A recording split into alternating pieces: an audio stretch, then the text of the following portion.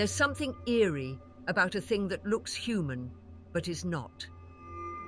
This simple concept perfectly sums up the core of Professor Yossaba Iturdi's work on the Uncanny Valley. Serving as the department head for evolutionary psychology, University of the Basque Country, for several years. His work was and continues to be instrumental in fleshing out this revolutionary branch of human psychology and the mysteries of human behavioral evolution. Most profound, his work touches on that oldest and strongest emotion of mankind, fear. What follows is a recording of a presentation given by Professor Yossaba Iturdi at the European Conference on Psychology and the Behavioral Sciences in Brighton, United Kingdom, on the 25th of July, 2014. It also serves as the only existent record that he ever existed.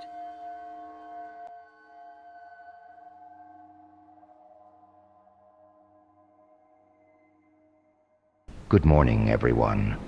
I hope you all survived the coffee they served down in the lobby. I, for one, will be going to bed earlier than usual these next few days. I'd like to talk this morning about a phenomenon we call the Uncanny Valley. I can hear some of you groaning in the back, and if McDorman is in the room right now, all I can say is, it's only going to get worse. The Uncanny Valley, for those among you who don't know, which I presume is not many, is a phenomenon wherein recreations of humans that look almost but not quite human elicit an apprehensive, possibly even fearful response.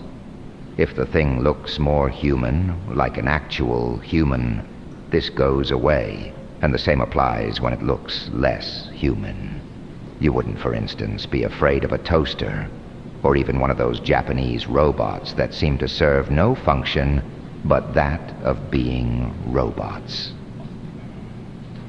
The entertainment industry appears to be the ones who brought this into the spotlight of modern psychology with their animated movies.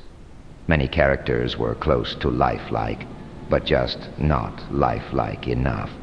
So they elicited the fear response in adults and children alike. I discovered that this is actually something that modern 3D animators take into consideration when they make their films and games, and some of you may have read my paper wherein I investigate whether or not the Uncanny Valley is exclusive to older generations who did not grow up with CGI the way young people did.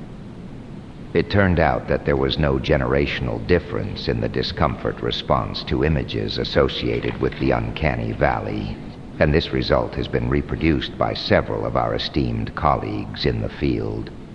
So, I decided to approach the subject from a perspective of evolutionary psychology, because I find it very fascinating, and surprisingly little research has been done on the subject. I think a good question to ask is, why? Why does the Uncanny Valley exist? What is the evolutionary advantage of it? We understand the basic physiological nervous responses that have kept us alive in nature. We need food to survive. So early in our evolution, we developed hunger.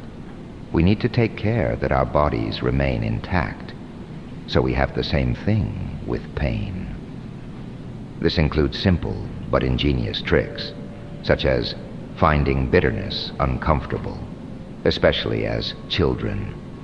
Many poisonous plants that can be found in the wild are bitter in taste, and children have, because of their lower body mass, a weaker immune system to withstand an accidental ingestion of toxins.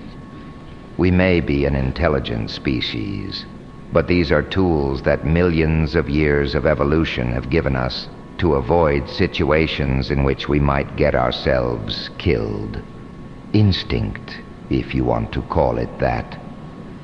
The most sophisticated of these, in my opinion, is fear. We may laugh at people who are afraid of the dark today, but we forget that not so long ago, being in the dark could be very dangerous indeed. We rely on our vision much more than we do our other senses, and without it we cannot see the terrain in front of us or the predator in the corner of our eyes. This is why we are afraid of the dark. The dark is a dangerous place. Fear can also be much more complex in the way it protects us. Many phobias are caused by traumatic events, yes, but there is also a tendency for phobias of dangerous creatures to be instinctive. Face a baby with a snake or a spider, and it will be afraid, even if it has never seen either animal. The basic physiological plan of snakes and spiders is apparently imprinted into our psyche on an evolutionary level. It's in our DNA, if you want to put it in simplistic terms, because these creatures have been and continue to be extremely dangerous, especially in the regions where humanity originated. Fear protects us from danger, and if such complex fear responses are often seen in humans who are brought into contact with spiders and snakes, why do we have a similar response to things which look close to human, but are not quite human? Why is this response so universal, if the similar response to spiders and snakes is just common? What is the danger that has, over the course of human evolution, come from things that look almost human? Why are we so afraid of them? This is hardly fear of the unknown, because things which are further away from humanity appear benign.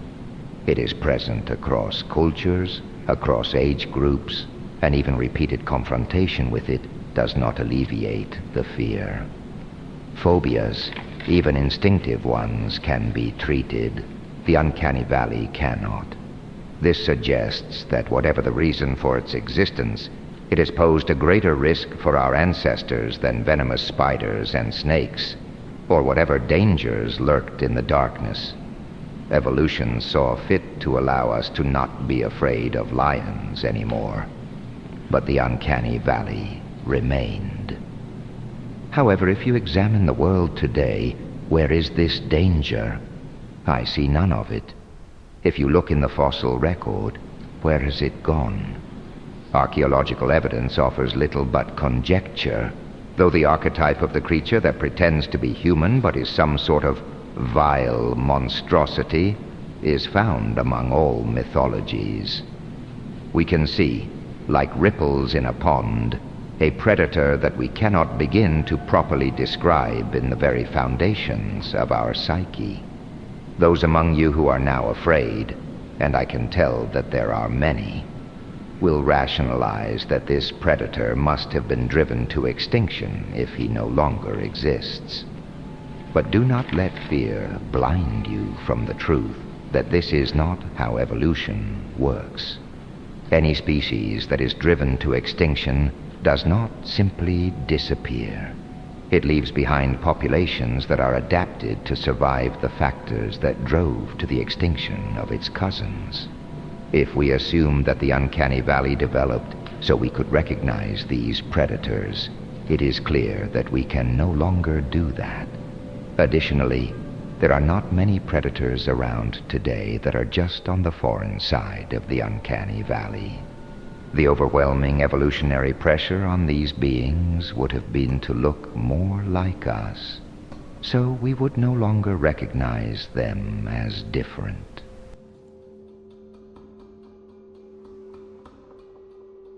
In a very tragic and mysterious turn of events, Professor Iturdi did not attend the next day of the conference and was reported missing by his wife 48 hours later.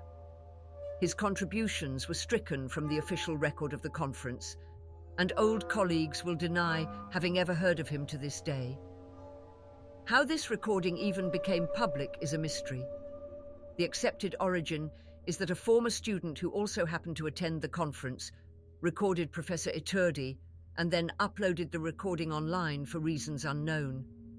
An odd note to bookend this odd case: it seems people have reported discomfort and even fear from viewing this presentation. They claim there is a predatory energy to it, almost suggesting that the mere act of listening seems to invite a certain presence into their midst. Of course, such things are purely speculative. All in all, what can be said with full certainty is that there's something eerie about a thing that looks human, but is not.